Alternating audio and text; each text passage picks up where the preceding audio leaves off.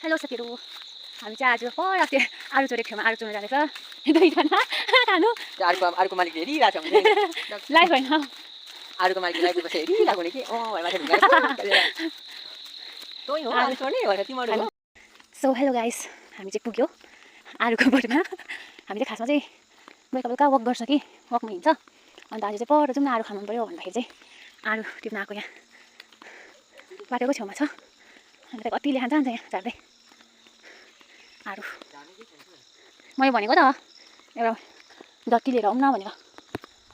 आलु आलु चाहिँ लटरम्मै छ पाकिरहेको छ आलु अब जति खोज्नु हो यहाँ हामीले आलु चोर्नु खेतला पनि खोजिरहेको छ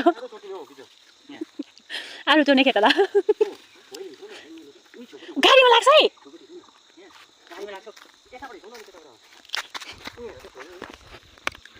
गाइस आलु ए कता कता झरे झरे आलु